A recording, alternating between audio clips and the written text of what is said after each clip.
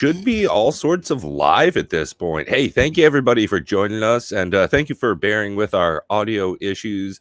As you can tell, streaming on two different platforms at the same time can definitely be difficult. So thank you everybody.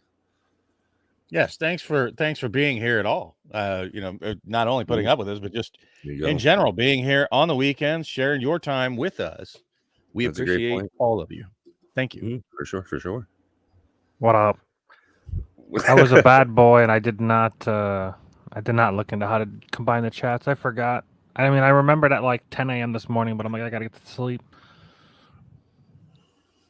So what we're talking about is this is the second week where we are live ×2. We have both the vertical and the horizontal going on at the same time.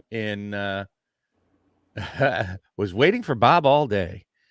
I'm not sure why I dropped in on your stream today. I said, "Boo, hey, what's happening to you?" And then it was right in time for you guys to do the shill section. But at any rate, so what we're running into with the current issue, just so you're all aware, and you all need to be aware, that if you are on one stream or the other, you cannot see the chat from the other stream.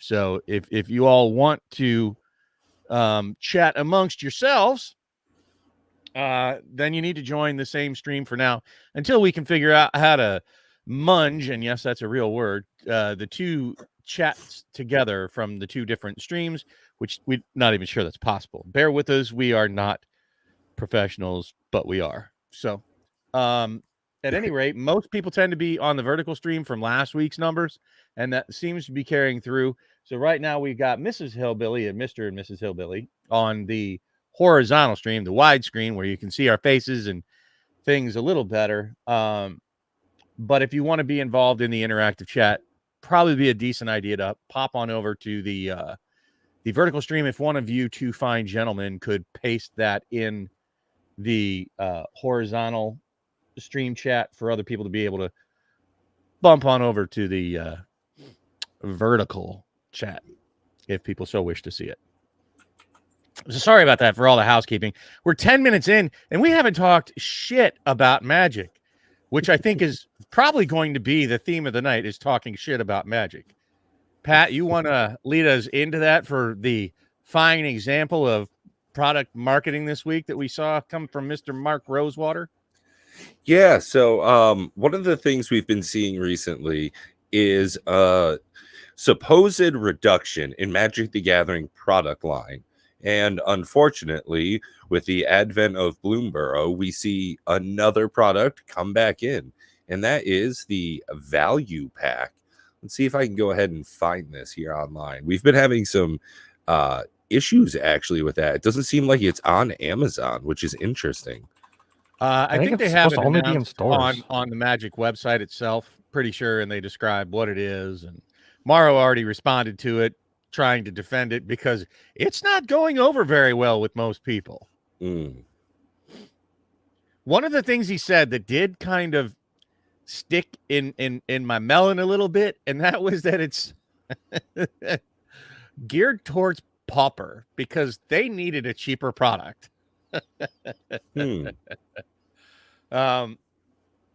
I don't even know what to say about that, considering it's not all commons. So how is that geared towards pauper? Kind of raising the bullshit flag there.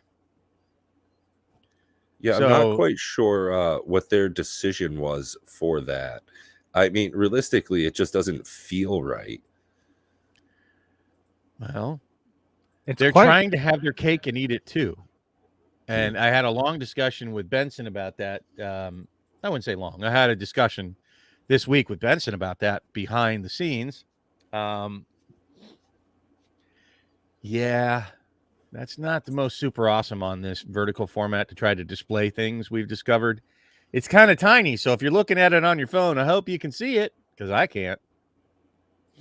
That doesn't change anything. Nope. You're not gonna, it doesn't get larger. Here. The only way to make it larger is to to what's the opposite of widen? Slim down. Like you're showing like a bunch of crap like that Lorcana. Get that Lorcana shit out of there.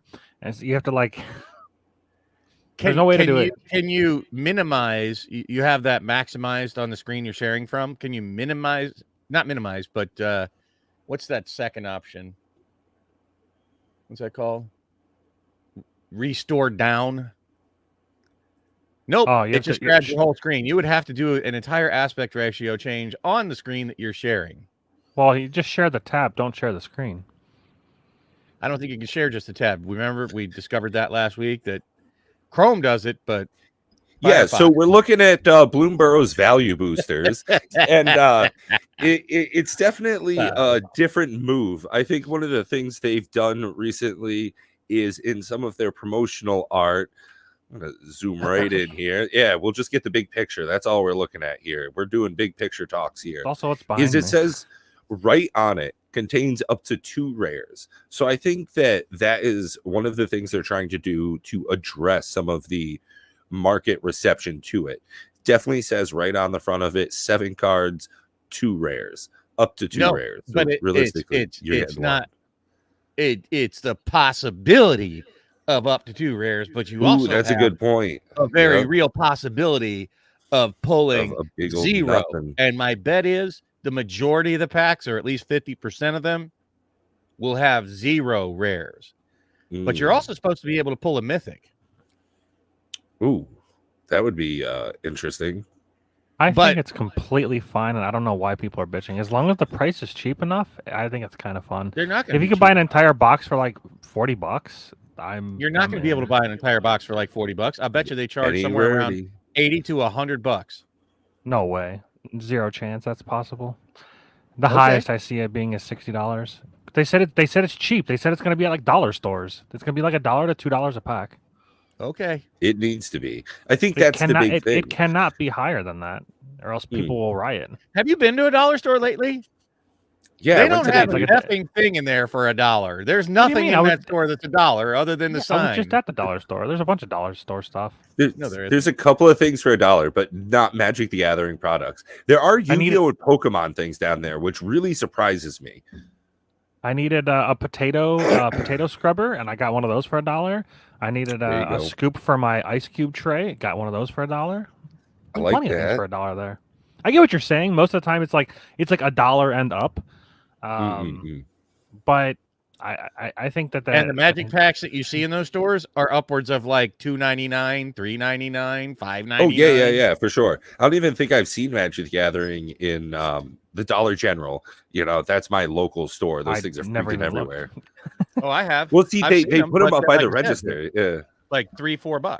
They're not the retail packs. They're repacks, which is kind of even worse. See, I think the repacks are worse than these. Oh, definitely. But I'm saying they're not $1, but they're in the dollar store. So I don't give a shit if they say value packs are in a dollar store. We'll see what these are. I'm going to bet. Are we taking bets on how much these are? I'll bet they'll be $1.99. $2 a pack. I guess it's $2. Yeah. So if there's a box of 36, you're paying $70. Wait. Bob, are you saying $200? Bob, are you saying $2.99? No, $1.99. $1.99, Matt. That's where you're at. Yeah, I think that's a perfectly fine price. I'm seeing these as $2.99. That was my first thought, but specifically because it is cheaper, air quotes cheaper than what they have been doing, and also it still fucks people over. I think it's right mix of probability. Let's do this.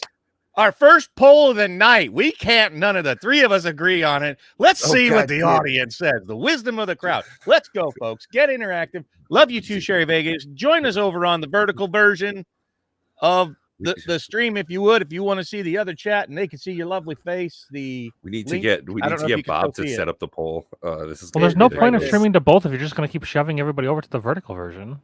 Pick whatever version you'd like, and we got the chat. If you want to chat with each other, they won't be able to see the chat. So a lot of it is like, what are they talking about? Join both. All right. I don't know. What do you want? Right. Sure. Join both. Mute one. Exactly. That's the point right there, Matt. Exactly. Getting both of them. Yeah. Look, we have to make this convenience for our audience. This can't last. We'll definitely come up with something for all of you to. I'm looking into it while we're talking. So you know. I've also been looking at it behind the scenes. But Pat, do you think you could throw up a poll there? Let's just get the audience involved, or even if you don't, I don't give a shit. You know, put in there. What do you all think the price point's going to be on this Bloomborough value pack? I suspect that the box price is going to come in between $80 and $100. MSRP. Now he's walked it back a little bit. Now he says 80 instead of 90 to 100. I think it's gonna be 60 to 70 bucks. So we're going for booster box now. Yeah, and that's another thing. It also depends. I don't think it'll be a 36-pack box. I think it'll be a 24-pack box because it doesn't need to be 36 or 32 or whatever it is because it doesn't need to be drafted. It can't be drafted. So 69, 59. So at that, it's gonna be. I feel like the box will be. You could Winchester draft 50 bucks. You could. That's the nice thing about Winchester draft. You can pretty much Winchester draft anything. Okay. It's a very fun format. Which is going to be very popular everywhere. Dude, this is going to be a flop. I'm just going to call it right now. This product is going to be a super flop. There you go, super fast. I don't recommend it to anybody at any price. We'll block Pat. Buying a bunch of jank. Put me in the bottom. That works out. That works out. I didn't even know you could reorganize or reorder the people on the chat. Oh, heck yeah. Yeah. Look at that. So I'm just saying, I don't think this of a value booster box. $70, $60, $50, $39.99. Yeah, hop in. Does anybody have it up for pre-sale yet? Yeah, I was going to check TCG Player right now. That's one thing I didn't even see it from my buddy's website. I gotta just ask him for his login so I can just go look at prices and stuff whenever I want. All right. Yeah, that'd be I won't buy anything because that'll like get his account banned, but no. There's nothing on TCG Player for it. I mean, I'm trying to find that though. Play boosters for as low as $129. They don't. Nobody's got this up for pre-sale. That's what I said. There's nothing. And pre-release is only less than 2 weeks away. How can they not have this up for pre-sale? There's something called the Bloomborough Pinfinity Friday Night Magic AR Enhanced Pin Commander Token. What is that? Pinfinity? That's like a whole thing. I've never heard of this in my life. All right. Anyways, that exists. Like they're not even announcing when this is supposed to be.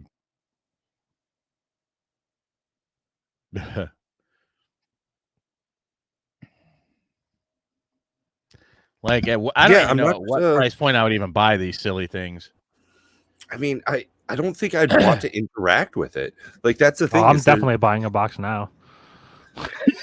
I wasn't going to, but now I'm definitely going to buy a box. Let us know how it works out. I'm going to pull the best banger cards. I'm going to Winchester draft the shit out of it. It's going to be the worst draft I've ever played because it's going to be all commons. Like it'll be exactly the opposite of the play booster where you said, I love it because it's so juiced and powered up. Now you want to buy this garbage that's worse than a draft booster? I have to say, though, this set has a lot of banger commons on commons. I actually did a lot of shorts on commons on commons, which is wild. Tom, hi from Italy. Well, hey, thank you for joining us. Yo, buongiorno. Yeah. Tom. Nice question, Tom. If you're playing Magic the Gathering out in Italy, are you using English-based cards or do you actually get Italian cards? What's your preference? And are you an outlier with your Magic the Gathering community? Buonasera. Oh, yeah, of course. It's evening. Yeah, thank you. Yeah, I don't know. Italian. Oddly enough, I took a year of Italian. Speaking of Italian, it's freaking hilarious. We were looking at one of the new rats. Not the language. I don't think that's. No. It's the language. Oh, okay. Yeah. Oh, this one's all you then. It has something to do with the language at the very least. How do I share? Put you on the big screen. You are big. I'm sharing something. This is all you. Oh, that's right. I have to open it. This is what we discovered last time. So far, we've got 1 vote in on the Me value too, Tom. booster box.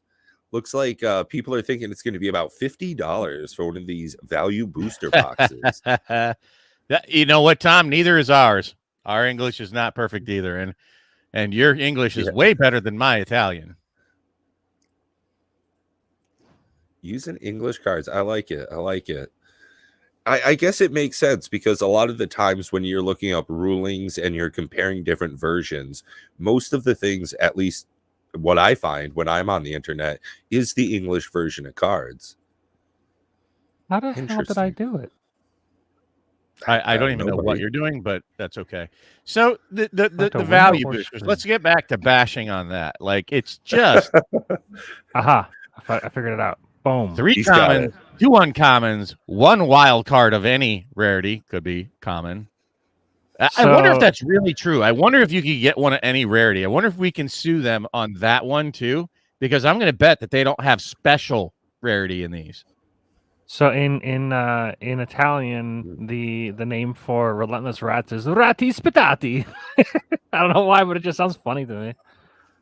What I want to do now is I want to make a relentless rats deck with there's a new commander that came out, or it's coming out in Bloomburrow. That is like a banger, and it's a rat deck. Make sure that you guys subscribe to the short so you can see the preview on that. What did you say, Pat? I was going to say, make sure you guys are subscribed. That way you can see when Matt puts out a short on the preview for that card he's talking about. I'm excited for that. Right. If you subscribe, you can see Matt's shorts. You can look at all of my shorts, at least 1 per day, sometimes 2 per day. And if you want to get notifications, you can also check out my long form videos as well. You can also watch my AFK journey videos that nobody gives a shit about. Oh, dude, it was so sad. I that first Satisfactory video has gotten more than like all 13 of those combined. It's pretty special. As long as you had fun making it, I think that's the biggest thing. This guy right here, okay? Vren the Relentless, 4 mana for a 3/4 rat rogue with ward 2.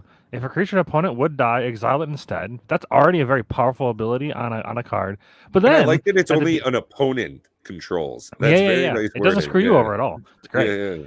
At the beginning of each end step, create X 1/1 black rat creature tokens with this creature gets +1/+1 for each other rat you control, where X is the number of creatures your opponents control that were exiled this turn. Yeah. I recently saw this. I'm ordering my Relentless Rats deck. Wait. So I want to make a Relentless Rats deck with this, and then just have a bunch of removal. Or a Pack Rat or something. Yeah. It's only during your turn though. So at the beginning of each end step. But what's the card that doubles up your end step? Ooh. I know there's double upkeep stuff. Yeah. I thought there was one that doubled up your end step as well. In the dungeon cooking, huh? Interesting, TCG dude. It reminds me of an anime I have not started watching. Is Delicious in Dungeon, all about characters eating monsters they find out in the wilds. I heard about that one. It's supposed to be good. I got my dad's Netflix passwords. Thanks, Pops. And been catching up on some things I haven't watched. Mostly not things he suggested because he's an old man and has bad opinions. But, signs of the times. What are you trying to say? Well, he said it. It's mostly him in specific, Bob. It was him in specific. Oh, I got you. Don't get too close to the fire. You might not be able to take the heat. Get off my lawn, you kids. Oh, my God. That sounds just like him, though. God, he smokes almost as much as I do. Yeah, I know. Yeah, vertical on StreamYard, Tortoise. It's an interesting format. I like this, though. Looks like we're getting a lot of engagement. So thank you, everybody, for hanging out, talking with us. And please feel free to hit up that poll if you're here live with us. We'd love to know what your opinion is on the value booster box price. It almost feels like it's not even worth streaming on horizontal. Which is funny. I don't doubt that either, but it's going to limit and make difficult our presentations for things we want to show visually. Like it's not bad with the Larry, Moe, and Curly here version we have in the vertical, but when we want to try to actually show something to people, it might be problematic. But I think this is interesting, especially with the poll. I'm actually kind of curious about it. I've been mulling it over. It's like, what a great time to actually have this poll, because we have no information on what the booster box prices are going to be. I've looked and I haven't seen what they're expected to be. They haven't announced the price point. There's no pre-sale, even though we're less than 2 weeks away from pre-release. When are they? I didn't even see when they're planning to release this. If they haven't announced pricing and it's not available anywhere, when the hell are they going to release this? Is this going to be a Christmas surprise release? Oh my God, TCG, dude! I'm going to say that's a very middle of the road price. I'm just going to say that now. $60. Be daring. I think it's anywhere between 50 and $60 is my guess. My take is between 80 and 100. So Pat, if you were at $399, you're probably over 100. Yeah, I don't see this being like particularly cheap. I think this is honestly going to be like $79.99. I think this is going to be like an $80 product. I don't see this as being. Oh my God! I think Pat and I are in step with each other. Between 80 and $100 is where I see this landing. You guys are both smoking crack. There's no way this is anywhere close to a Play Booster box. It is not crack. It is just a fancy pipe. It is just... Well, then it'll flop and people will reject it. Of course it is. As simple as that. Of course it is. Like, I mean, that's what I was talking about. That's what I was saying, coaches. I didn't get a chance to say it because we were talking about a bunch of other bullshit. But I was like, these are stocking stuffers and these are packs for trick or treat. Can you imagine getting a pack of Magic for trick or treat? That'd be sick. All right, we'll see.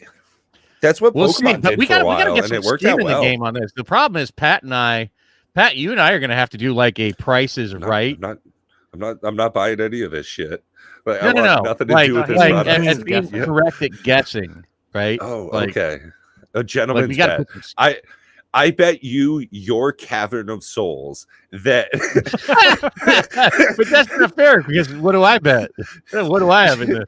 No, the Cavern of Souls I have here. I don't know, a cool vape pen or something. I don't know. It's you have to open a box of something. There you go. Yeah, like you'll have to define that. What do you mean by box? What kind of box? A sealed product of your choosing that is just like indulgent to open. I don't even care if it's Magic. If you got like some Star Wars dead, air quotes dead game, we'll get into that discussion in another episode. We're not doing it tonight, folks. And open up something that you want to, but just for like the enjoyment of cracking packs. I mean, I'd love to do another Lorcana live show with you. That was so fun, and the reception for it was phenomenal. People really enjoyed it as well. I don't know. I don't know where it's going to come in, but I just feel like that's the price point for something that they're trying to hit because they've already got the Commander decks in that $50 price point. I think they're going to try to fill that $80 to $100 price point. I think they're trying to find price thresholds is what I honestly think that they're probing for. I think that they're trying to grab enough data and go, oh, people really don't care what they buy. They care how much they spend, which is sort of the analysis that I heard online from other people talking about the products and why this product exists and all this other kind of garbage that I was listening to this week. And I think, in all honesty, that's what they're doing. They're poking us. They're saying, where are your wallet sensitivities? It's kind of funny because Matt and I did a video long before Pat joined the channel talking about wallet fatigue. And this gets back into that same vein of the conversation that we had surrounding wallet fatigue. And they're trying to probe that to find out exactly where that is as we're moving along. That's what I think. That's what I'd be doing if I was in their marketing department, is find out how much are people willing to spend. All kinds of interesting things about like price psychology on purchasing and whatnot for consumer products. I mean, right now we got 6 votes in on the poll, 50% of people. So 3 people are saying the highest we have available, $69.99. The next most common vote, $59.99. The least common, $49.99. And 0 people vote in for our lowest available option, $40 entry point. Everybody seems to think that. I mean, everybody seems to be thinking that, yeah, it's going to be expensive. Also, we are also all betting in a very unknown situation. What if there's only 15 packs per booster box? What if there's only 20? What if there's only 30? What if there's 50? And we have no clue how big a booster box is. We have no clue when they're coming That's out. why this is fun. Wallet fatigue we all get to be Rudy for a day and pull shit out of our asses. I'm Rudy every day. It's fun. I know as a product, just looking at it, I have absolutely no interest in it. I have stacks and stacks and stacks of commons and uncommons. I don't know what to do with the damn things. What if they donate don't have to boxes? School? I don't know. They're doing full. That takes effort and money to actually donate, right? We tried that. We had some fellows on this show, and they wanted me to pay to ship it to them, and I'm like, oh my god, get out of here. I felt almost it was like a personal affront to me. They were asking for me to pay them to take my garbage for that price. I already do that. I was say we already paid. We already paid. Like that's exactly it. Like, God, I hate how good these look. Like honestly, that one is pretty dope, and it's raised foiling too. Is it blown out for you guys? Rabbit. You guys know I have a rabbit tribal I want to make at some point. He's rabbit blown out, right? Yeah. I gotta turn off HDR. HDR. I don't understand. If anybody in the chat, I mean, I guess I've already Googled it. So what is HDR? High definition reality. I don't know. Resolution. Yeah. Resolution. Yeah. So I have HDR enabled, and when you share your screen or when you make screenshots, it blows it out for some reason. I just don't understand. It was good a second ago. Whatever you did, undo that. I didn't do anything different, which is the funny thing. I don't know why it's doing this. Yeah, that's whitewash like the history. Can I move this to a different monitor? Oh, look at that! It fixes it if I just move it to a different monitor. Okay, yeah, that makes sense. Okay. Boom, and then we make it smaller. No, it's fine. It's fine. Sure. Yeah. So, anyways, Balin the Haymaker. This actually is a very cool card. It deals with tokens. Tapping tokens to make mana. Tapping tokens to draw cards, or tapping tokens to give Balin some counters and the trample till end of turn. And I mean, cheap to get in, and on top of that, you're in great colors for a lot of token go wide strategy. This looks like a fun commander to make. It's like it belongs in a Hazes on deck. I don't know what that is. Hazes on? He's the sand warrior guy. Whenever you play a desert, whenever a desert go to the graveyard, one of the two, you make sand warriors. No, the original was from Legends. The original. I don't know what the original. Yeah, that's better. Shaper of Sand. I like it though. On your next upkeep after Hazes is put into play, put asterisk token Sand Warriors into play, where asterisk is the number of lands under your control. So it puts a whole bunch of tokens into play, and then if you blink him, it just happens. So if you have him plus that, what's that D&D one that constantly, you blink one creature per turn? Conjurer's Closet? No, it's an enchantment. Oh, teleportation circle. Yeah, teleportation circle plus Hazes plus this thing, and you're going to have tokens going bazonkers. Yeah, you're definitely going to have. You're going to want a way to make many tokens. Yeah. And I like that it's not built onto won't do that for you. Yeah, you're in all of the colors that make tons of tokens, so you're definitely not going to have a problem. Except for blue. Like I would have swapped probably red for blue on this. It should be a ban. Red has tons of ways to make tokens. It's a very bad thing to do. That's the thing.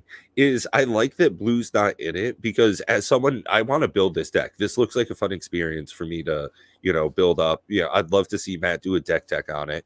And having blue in it, too many auto includes for me. So it's like I barely ever make red themed decks, and having like some goblin influence in here, this would be a fun like beat 'em up. Oh yeah, deck. With Krenko.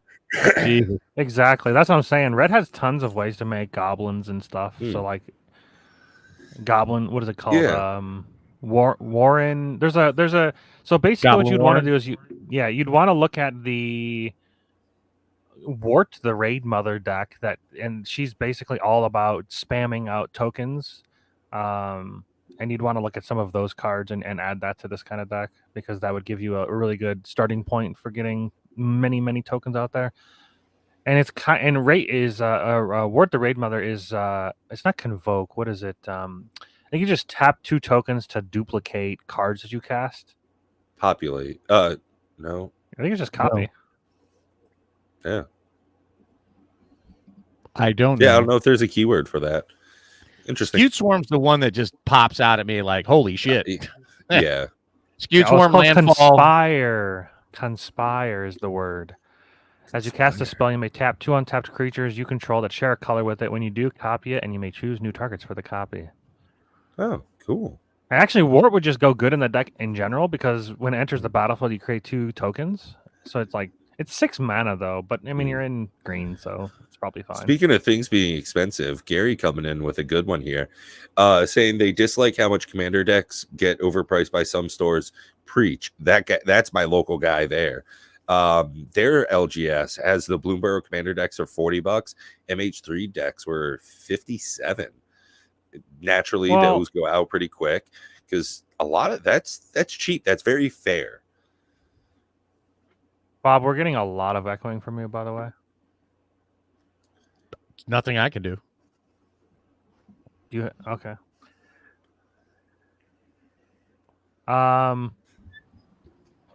But yeah, I mean, yeah, I'm liking. Here, I'll mute myself and see if it's me.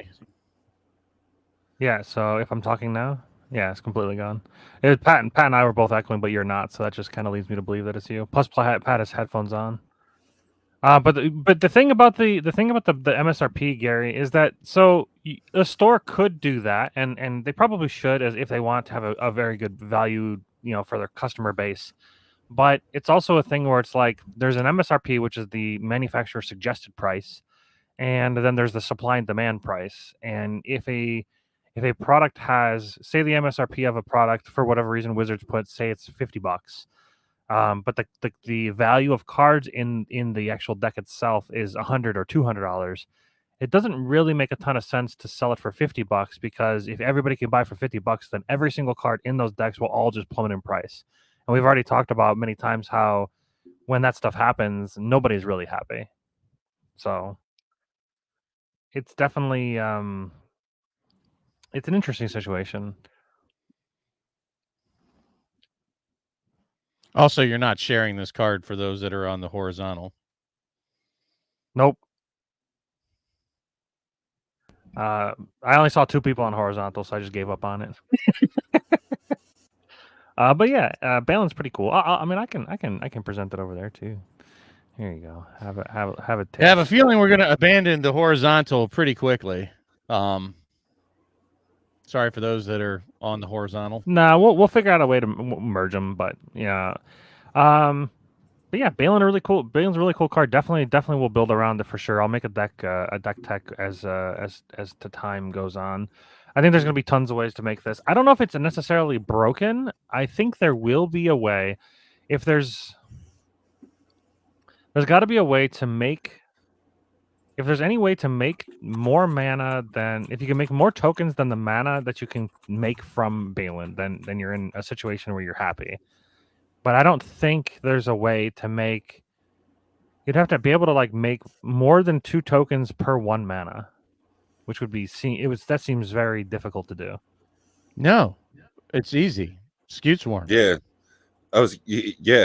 between Skewed Swarm, Doubling Season, Anointed Procession, Mondrak, you could definitely make a lot more action going on. These are great colors to screw around with. And then, I mean, red, you're getting I think honestly, there's some red cards where you can get 3 tokens for 2 mana. But what's going to be the payoff? I guess is what I say. I mean, we're talking about tokens matter, but what's the payoff? I throw Concordant Crossroads out and I go wide. Not even that. With Balin, you just kill him. So tap 4 and tap tokens you control and get 3/1 counters and it gains trample. So you just kill him with commander damage. If you play a land and you get 64 Skewed Swarms. Yeah. You just tap 64 Skewed Swarms and get. No, I like 3. I like Pat's approach better. The Skewed Swarm itself would be the better option with landfall triggering and all kinds of shit, and then just Concordant Crossroads. Because then instead of just killing 1 player per turn, you're killing them all. But that has nothing to do with Balin. That's just SKU Swarm deck. Okay, agreed. But when it's token matters, it's still an easier, better, faster, more consistent win con. I think there's a lot of area whatsoever. here. And again, this is one of the great things about Magic the Gathering is how many, similar to a chef, somebody gets a slab of meat and there's so many different ways to cook and prepare that for you. All sorts of tasty meals, don't get me wrong, but a different dish every time. And that's what I'm seeing with Balin here. Yeah, throwing haymakers for sure, but is it the whole team going wide like you see behind, or is it Balin themselves? This is going to be a good one. It actually is counterproductive for team go wide because you need to tap the team to give her the pump. So it's, a little different that way. Is that a girl? Is that a girl bunny? I don't tell. It's a rabbit. There's no boobs, so I can't tell. That's Balin a good point. To me sounds like a male name. Personally. Yeah, and if this is anime, they probably would have gone a bit more bodacious on the bunny. Yeah, we need rabbit boobies. Where are all the furry people? Dude, I'm sure they're. Come on now. I mean, it's a non-binary rabbit. Get with the program. Yes, right. Yeah, it is a they rabbit, as you can see by all of the creatures behind them. It's Gary. As far as the secondary market, we were talking in Messenger about that. I actually think this is maybe an unpopular opinion, but I actually think it's pretty based. I think that the secondary market it would be the killer of Magic or the killer of collecting. I don't actually think it's WotC. In some situations it is, but disagree. But I think that they are actually killing it because the secondary market just races to the bottom on every single product. You got people undercutting by $5 to $10 instead of by. But that's only because of the. It makes that's only because of the freaking policies that WotC has enabled over the last 4 years. The secondary market's been around for 30 years. The rapid reprinting of cards only happened in the last 4, and that's when the race to the bottom happened. No, it's becoming more and more easy to. It's becoming easier and easier to actually sell product. TCG players making it a lot easier. eBay's been easy enough for years and years. No, eBay is not Amazon. Easy.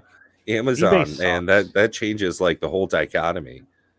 Yeah. Selling direct to Amazon definitely is not great for. I mean, direct to consumer has absolutely changed the flow of product and the amount of people getting their hands on it. Instead of distributors making the money, passing it on to local gaming stores that are then selling it to the end consumer, they're cutting out at least one full step by going, hey, let's sign a large contract for distribution through Amazon, pushing product right to the consumers. That is about as direct as it can be. It's not like I can go to Wizards of the Coast, knock on the door, and like walk around their showroom pointing at stuff I want to buy. Yeah. I don't think I can. That we can't do that, right? No. Ah, damn. I just found out. Exactly. Like walk around like in Wizards of the Coast. They don't have like a showroom where you can buy stuff, like a storefront, right? Nope. Oh, yeah. Not yet. Card Kingdom does though. They can have you like imagine? Card Kingdom's got like physical locations you can go to. Dude, if WotC ever opens up their own LGS, I think that people will riot the store. Wait, yeah. Because they got their like printers in the back room. You just hear them churning away the product as they're selling it. Coming out. Yeah. They've got their own printers too. They just print receipts on Magic backed card. Like you just get a Magic card. They're just throwing. Just your receipt. They would never open a store because there's not enough profit margin. Most people that run LGSs run it out of a passion. Many operate at a loss. Almost none of them operate at a large profit. And they're all running on very thin margins. I know multiple stores around us that I wouldn't want to go to a Magic only store. It's kind of like the same reason I don't want to go to a Magic Con. I'd much rather go to Gen Con. There's enough Magic there to scratch the Magic itch if I wanted to play it. There was a large Magic presence there. But there's so many other things that I can explore. If I only have one vacation, one con I get to go to every couple of years, it's going to be Gen Con because there's so many more things to see. Gen Con I really want to go to a Ren Fair. I'm going to a Renaissance Fair this year. I'm making that happen. I want to get a big turkey on a leg. I will say, I think that I think that next year or the next time I go to Gen Con, I might try to get a hotel like on site. It might be worth the That's extra what I money of talked not about having to last time, but that is effing expensive, bro. Again, it might not. It might be worth it because of the amount of time you spend driving to the place, the amount of time you spend looking around for a parking spot.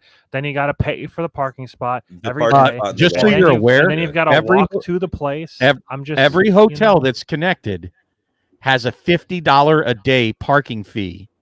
I don't mean it doesn't necessarily have to be connected. I'm just talking about within walking distance. Yeah, they have every hotel that's within. Depends on what you want to walk. Like more than a mile, then okay. I mean, we got those scooters. Once we figured out how to use them, and once we found there wasn't the fucking those stupid dead zones. Those, oh my god, that was sketchy as shit. And so like it stupid. locks you up. That's the thing. If it just turned into a regular scooter instead of like, no, you can't go anywhere because we turned off your power. It moves. It's just not easy. Yeah, not cool. Not cool. But yeah, there's like a map of like Gary, all the dead zones you're not supposed to be able to ride for some reason. Dude, and like honestly, if you go through the dead Ubers zone, are just fine. No, that's way too expensive. What? You're out of your mind.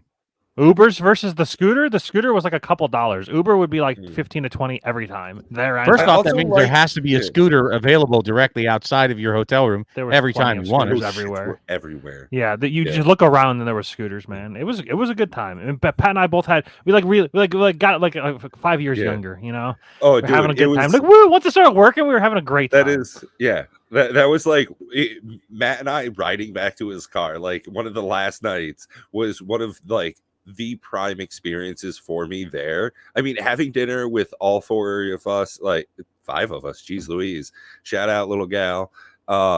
It just phenomenal time. And I think that was part of the fun for it. And honestly, Matt, driving through that little bit of ghetto to like stop at CVS and get some munchies was kind of nice, you know. It was interesting. Yeah, you get what you get. It's very cost prohibitive to get a hotel. I would like it because if it rains, you get to walk in those covered tunnels that connect to the convention center from your hotel. It's just very, very nice to have one of the rooms that are there. The problem is, like I said, it's $50 a day to park your car at those hotels, which I was like, are you out of your effing mind? And if we're there for 4 days, it's $200. I mean, that's not nothing, especially if you're it's like I want to go park my car at a regular hotel somewhere, call an Uber to take me to the hotel that's connected to the convention center, and then Uber back to my car. So I only have 2 Uber fees the whole time. Park at the airport and then get a taxi, park at the airport, get an Uber to like your hotel, and then just go pick up your car there. Probably save $50-$60. Whatever. I drove to Indiana. It didn't, or in Indianapolis. Yeah. No, I'm saying even if you drive, you just go to the airport, park your car at the airport, call an Uber, go to the hotel that's connected, so you don't have to park your car there.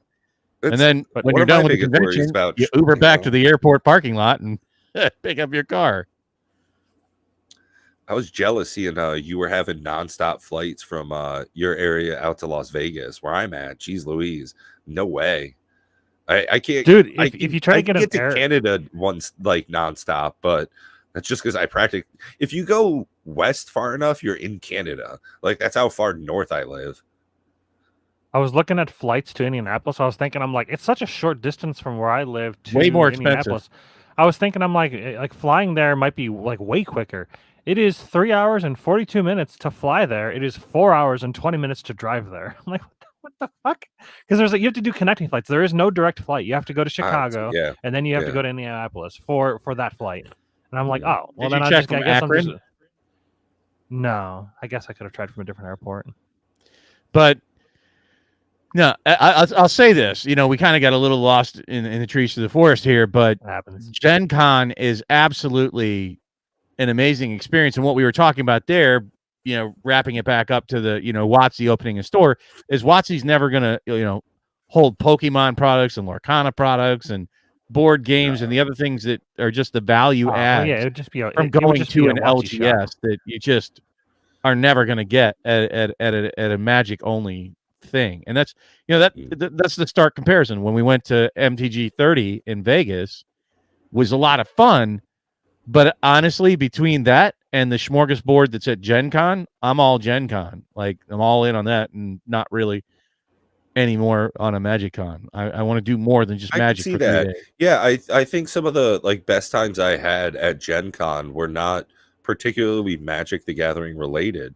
I mean, hanging out playing that like deck builder game where we were like trading coins for cards, that was absolutely not a That's right. Magic the Talking about Gathering Hero game. Realm?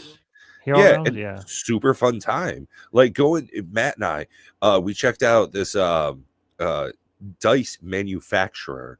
He had stuff that was made out of like palladium and all sorts of.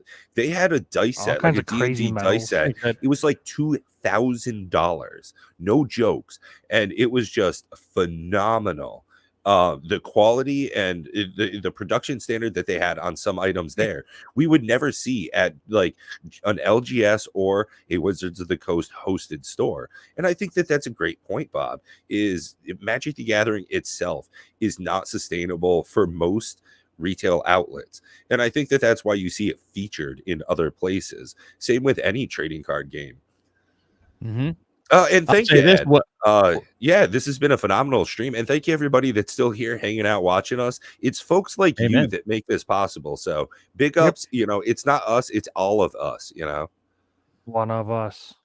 You know, Yeah, what wasn't great at Gen Con though was that neckbeards. No. Our first gaming experience at Gen Con was not optimal. Oh, the D&D? That was not. Yeah. It was one of the first Dungeon Masters. It was one of the first Dungeon Masters that I think I've ever had that I thought how was much damage do I take? Oh, just take a lot. Just take a bunch, and I'm like, what the fuck? It was. That was the weirdest D&D session I have ever done. I want to do that to my players next time. Yeah, I hit. Yeah, just take a bunch. To explain to the audience, experience we had, the three of us along with Bob's kiddo there, we arrived and we had set up one of the few events that we had kind of, on the docket. Yeah, we wandered into more or less one of the wildest experiences we had with a dungeon master. We were doing a one shot for an up and coming yet unpublished campaign, and we got to have like a 2-hour experience with someone who had absolutely no idea what they were doing or how to interact with strangers, and we got the weird brunt of it. And as we went through, it was continually made clear to us that they were not keeping track of anything and were not worried about the numbers or statistics of the game, which we are all power gamers, min-maxers to the max. And when she started, I'm going to go with they, started saying to us, how much damage did you guys take? Bitch, it's your problem. You're the DM here. Like, you tell me. Just take a bunch. Yeah, just take a bunch. You're since I was a barbarian, I'm like, sure, I'll take 50. I'm like, I don't care. I had like 200 hit points. I didn't give a crap. I'm raging. It was not the highlight of the trip, but it is something to to remember and talk about. Yeah. I got a free dice set, which was cool. We got a better DM experience from Uragarth. What was his actual name though? Uragarth is his tag on. You're talking about the guy that ran the session with us? Yeah. He ran on the stream.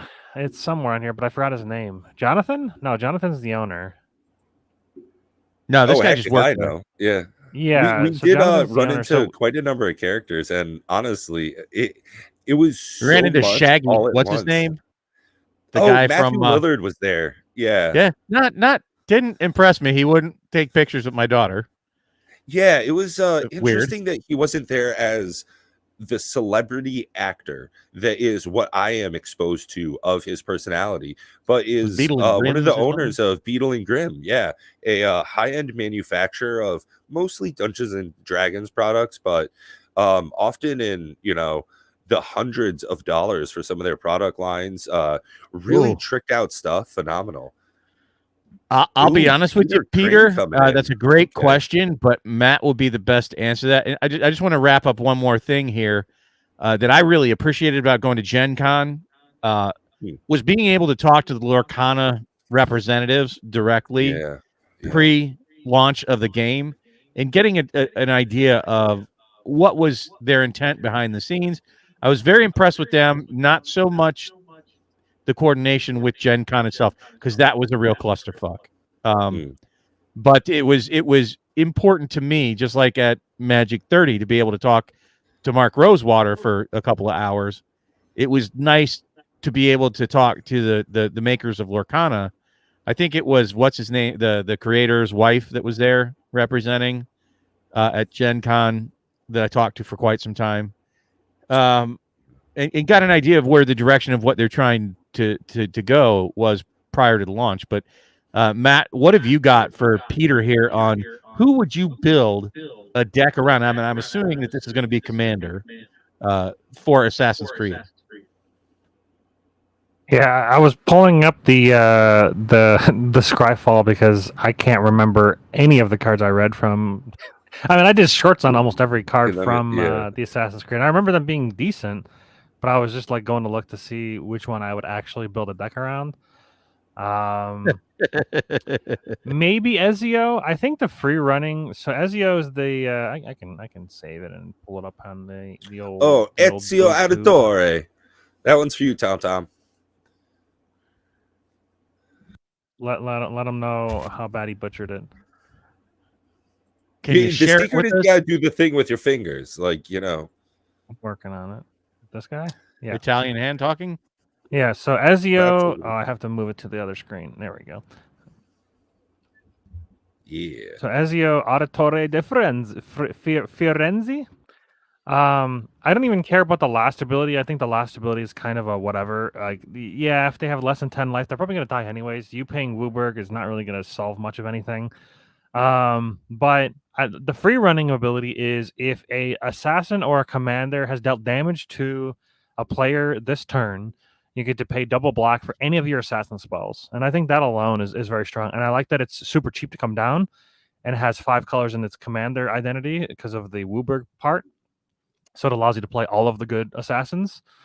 Now, granted, you still have to have double black for the free running ability, but I think this is probably the best one. It's probably the best one that I can think of off the just scrolling through this list. It's the most powerful, I think. 2 mana for a 3/2 with menace that gives free running is pretty strong. And I would just ignore that last ability. Like, I mean, if you happen to have Wooburg and you hit somebody with less than 10 life, then sure. But like, it's such a small amount of life total that it probably doesn't matter. And specifically since Ezio himself has to do it and not just assassins. If it was all assassins you controlled, then that would be much more scary. But trying to like build around getting somebody to below 10 and then also having your commander connect and then also having Wooburg and then I don't know, it just seems like a lot of hoops to jump through. I think when people see like lose the game, they're like, whoa, but like I don't know. I don't foresee it being that. Honestly, the one that I like best would be Socrates, but you know how I play Magic. Good old Socrates. Yeah. Socrates? Yes, Socrates. Yeah, because it had some very interesting wording on him. Okay. Matt, would you be able to do us the honor of pulling that one up for discussion, if you would? Please. Is it a rare? Oh, it might be off of one of those like special guest kind of lists. Control. Peter's saying they were thinking about building a deck out of that card, and they opened one pack and got 4, which is not terribly surprising because of the very small set size, even though you have got very small pack size to complement it. Color is it? How do you spell it?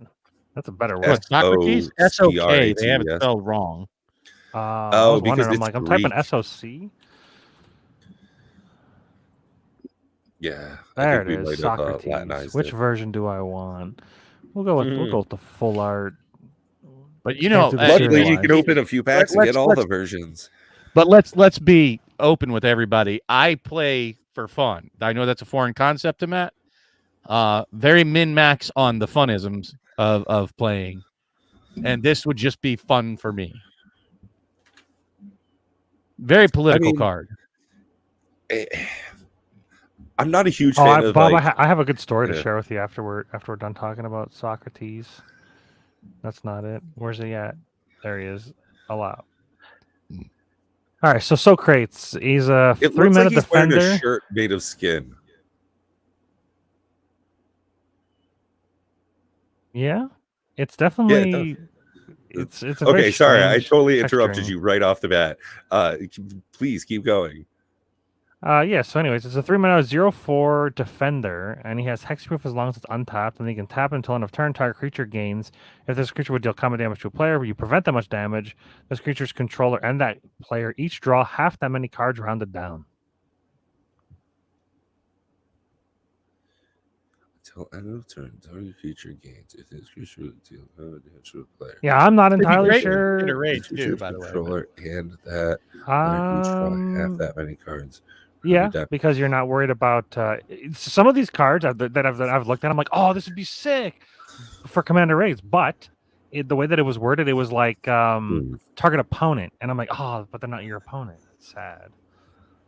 But this one, it's like when you're forced to attack into the flying defenders, and you want to save somebody's, important creature. So for those of you that aren't aware of Commander Raids, it's a format that we created that's PvE. It is a cooperative against a boss monster, and part of the mechanics are when he creates these flying death touch defenders, it kind of sucks because you're probably going to lose your best creatures. And what this could do is on that turn you could save some. Not only will you save Socrates because he'll be tapped and not attacking and can anyways. Yeah. But you could save somebody else's creature and give them the benefit of drawing cards on top of it. No, you can also use it as a safety as well. If someone's attacking you with a big baddie. If this creature would deal combat damage to a player, not to a creature. Yeah. So if they have those defenders, they just die. You can't save anything. And they won't draw any cards. I don't know that that's true. What? If this creature deals combat damage to a player, if it's blocked, it's dealing no damage to a player unless it has trample. So, like, if I have to swing with 5 dudes and they have 5 blockers, you can't save any of my guys. Ruling. It's not saying if it did deal it. It's saying if it would or probably could. No, if it would deal combat damage to a player, meaning if it's unblocked. I'm with Matt on this one. It doesn't say that. Well, I mean, there's notes and rules that says if damage dealt by a creature with the ability granted by Socrates' last ability can't be prevented. Oh, that doesn't matter. None of that matters. But,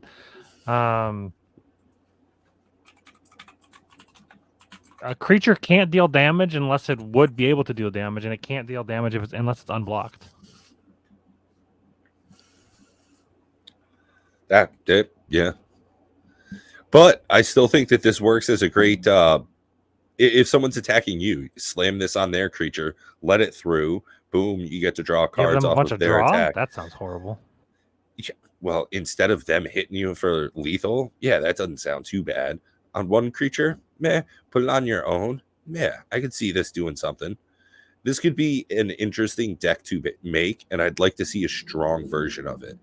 In Azorius, this definitely screams control. I wouldn't. I mean, unless you're playing like a group hug deck with it, and you're like not trying to win. You know what Socrates defeats? Your bunny. That went way over my head. I am a high school graduate, Bob. The bunny that we were talking about, getting super big and killing you with commander damage. Oh, yes. There you go. Yeah. Yes. Just the one that we highlighted earlier. Yeah, it's good against Voltron decks. But then, like you said before, if you just have a bunch of creatures, then I just swing and I can just kill you with all those creatures instead of killing one person. Now, I did have a situation where I think Bob would be I don't know about proud, but he would enjoy the story of at least. So did you have fun? Yeah. I always have fun when I play Magic for the most part. There was a deck that I made recently called American Energy. It's coined by my buddy, not me. And so Dr. Madison Lee. So the thing that it's an energy making deck and it does energy things. You don't have to worry about the deck but here's a situation that we were in. So my buddy was playing a Belladross deck, which is the dragon that you can pay 10 life to untap all of your lands. He was draining his life total on purpose because he had a card that swaps your life total with somebody else, and then you get a big man, a big like 30, it was like a 35 token, equal to the whatever the difference is between the life totals that you swapped. So not only do you like put somebody's life total really low, but then your life total goes up and you get a big dude. Well, if you read the first ability on Dr. Madison Lee, you tap it to pay an energy. Target creature gets +1/+0 and gains trample and haste until end of turn. So my buddy was talking about he was going to swing in with the 35/35, and they made a deal that he was going to give lifelink if the other guy didn't die, and he was going to chump block it. So that was the deal. Like, he gains 35 life, the buddy doesn't die, he chump blocks it, and then he would give it lifelink in return. He had like a creature that like target creature gains lifelink, and that was like the deal that they made. Well, when it has trample, they no longer live. I don't know. I just thought it was really funny. Pumping somebody else's creature, giving it haste. You can make lots of deals. A little bit of a what is it? Politics command there, where you can actually give other people's stuff haste and trample. Yeah, there was a couple situations where me being able to give something trample and haste and +1/+0 actually was like, I didn't think that ability was that important. It's actually probably one of the strongest, besides, of course, the reanimated version of it.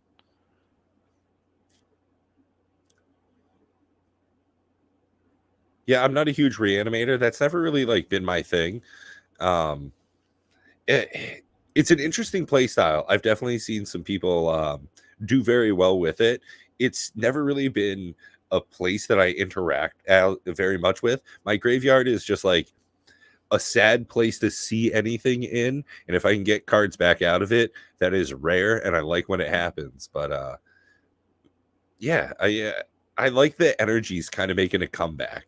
It's great to see a decent, revisit to older mechanics, and fingers crossed. I really think that banding's coming back, and it's going to be a strong one. I think that it's got a lot to it. Horsemanship. Everything is kicker and horsemanship. I mean, there's kind of kicker in Bloomborough. You've got Offspring. Offspring is basically kicker. It's basically kicker. And it's pretty damn good, too.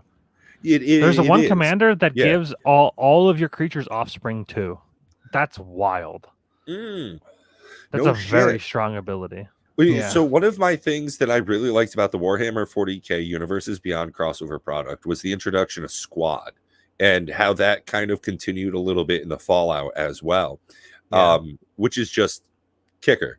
As a creature comes in, you can pay X cost and make copies of it. So I mean, that is so cool. An outlet for infinite mana, always great. And I think that how they had used it really made sense. If you've got a bunch of Brotherhood Paladins coming in, pay extra. It's a larger squad. Duh, makes total sense. And what they're doing with Offspring, it being a 1/1 version of the same creature, I think thematically that's very tasteful.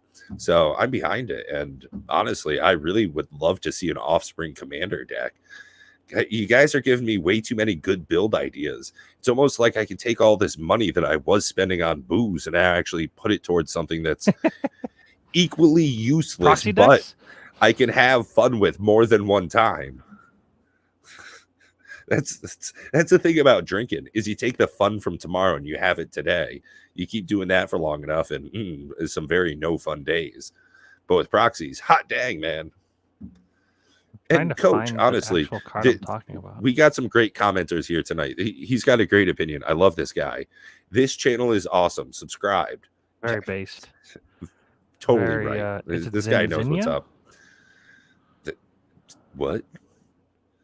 Zenless Zone Zero? Is that what you said? No, Zinnia. Zinnia? Nunya? What? Funyuns? I don't know what's happening here.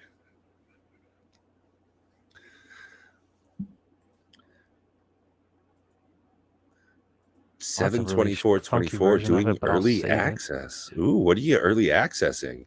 Hillbilly, you got me enticed. I want to know more, buddy.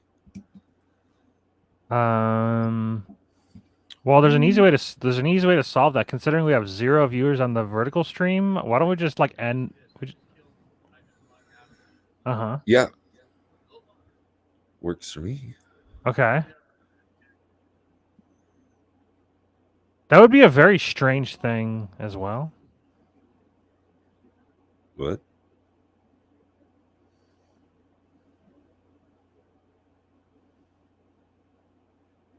I don't hear Bob talking.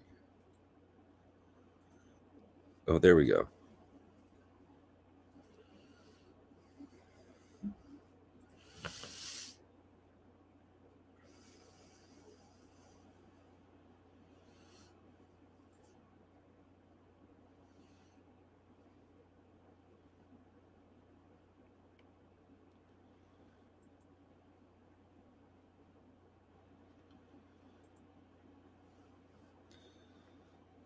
Yeah.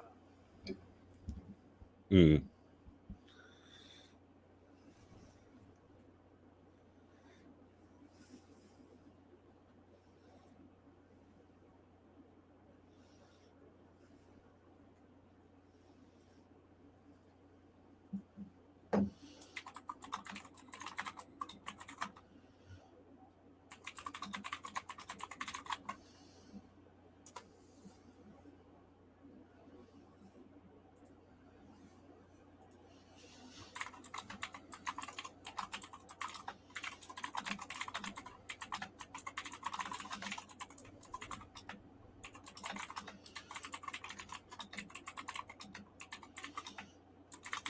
So yeah, Zinnia's pretty cool.